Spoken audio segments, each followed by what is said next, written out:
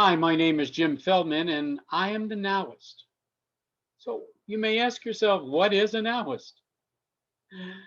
I help organizations, C-level executives, and entrepreneurs discover what can be done now to discover new opportunities on your recession revenue rescue. It's not about the future. If you don't act now, there is no future. I believe we'd all agree that telecommuting or remote working is here to stay. And employees have one set of criteria, and employers have another.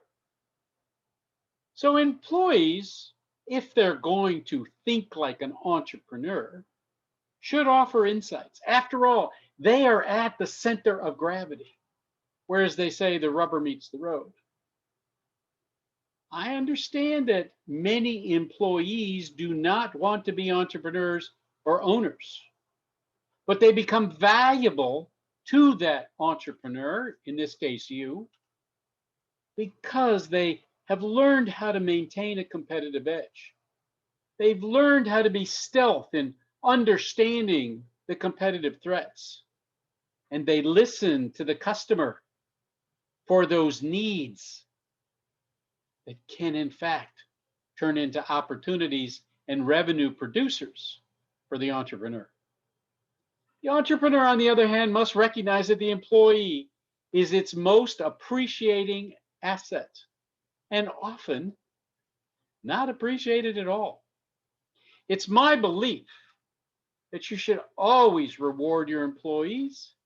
You should encourage them to take risks, and you should reward them for their successes without penalizing them for their failures. That is, as long as they don't continually repeat the failure. The problem with corporate America is that it's the exact opposite. You're penalized for failures and never rewarded for your successes. Often, the greatest success is by telling a competitor that you may be interested in working for them, and you bring with you certain skill sets that you honed while working with your current company.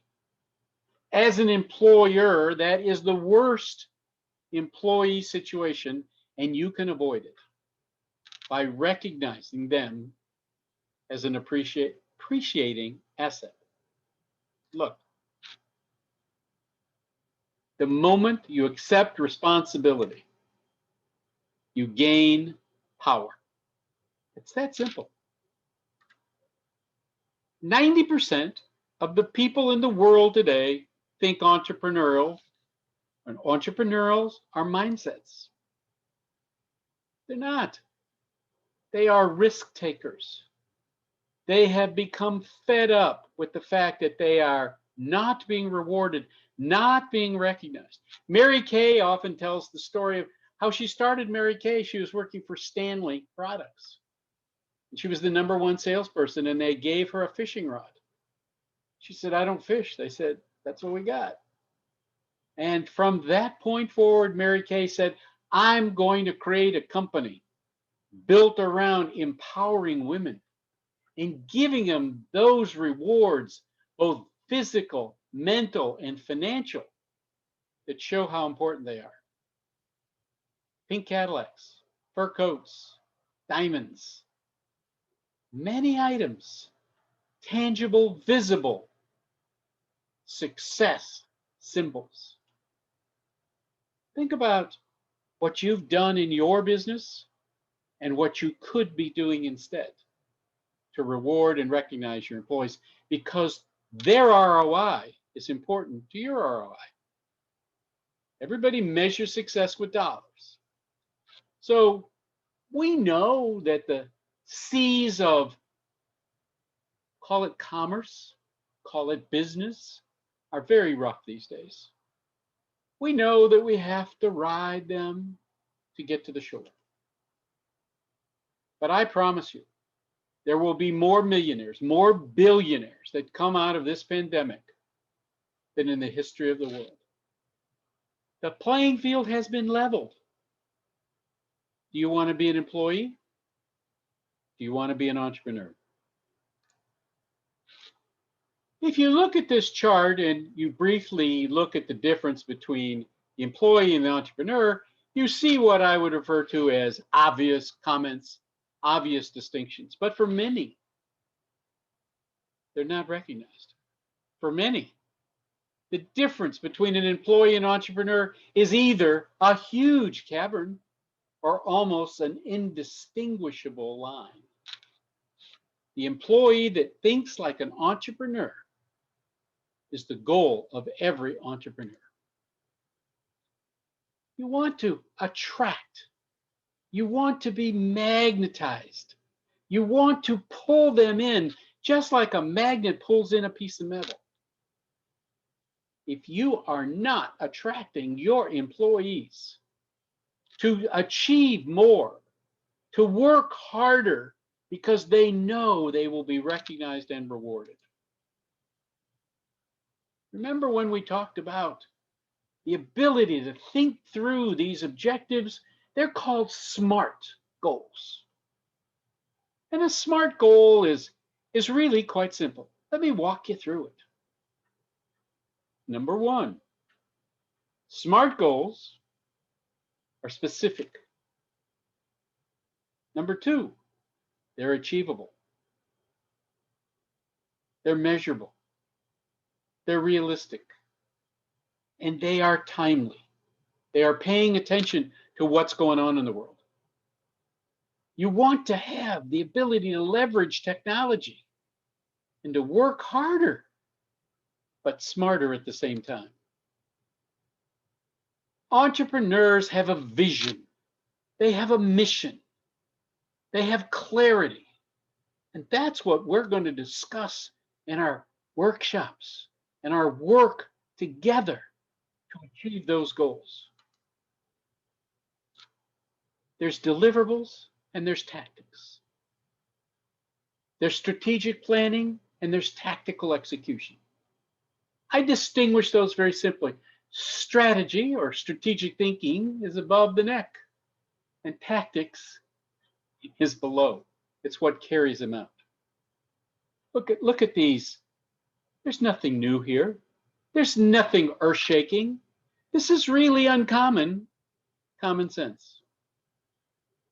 Which are you? Someone that builds up your employees or tears them down? For tomorrow, to become a great entrepreneur, you must focus on what you're doing today that will influence tomorrow. It is the building blocks, the stepping stones. There's 10 rules of success. Take a look at them. Again, uncommon, common sense. Take a screenshot, copy them, put them down into little index cards. Pick out those that are replicatable and usable in your own business.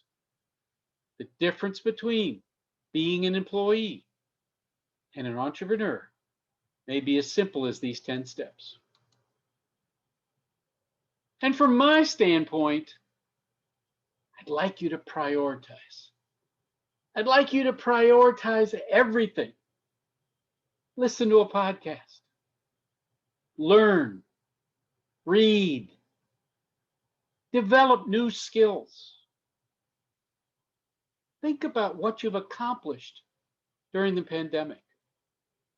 Did you sit back and just wait for shift to happen, or were you creating the shifts in your life? Did you work out? Or were you just trying to be comfortable all the time? Did you learn a new skill like cooking, baking, skiing, puzzle building?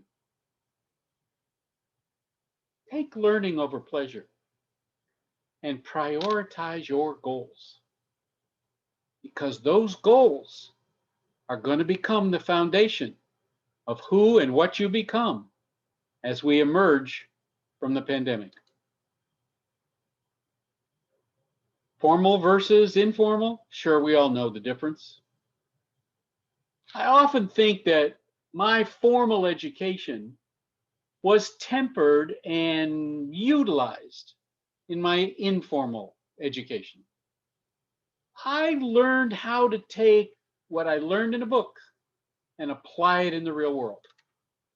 And as importantly, I learned that sometimes what's in the book is not applicable in the real world. You want to discover solutions that are more resilient, but more profitable. Saving time, making money. Here it is, very simply, the score for employees.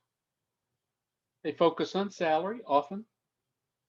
They should be focused on building my customer base as the owner or entrepreneur.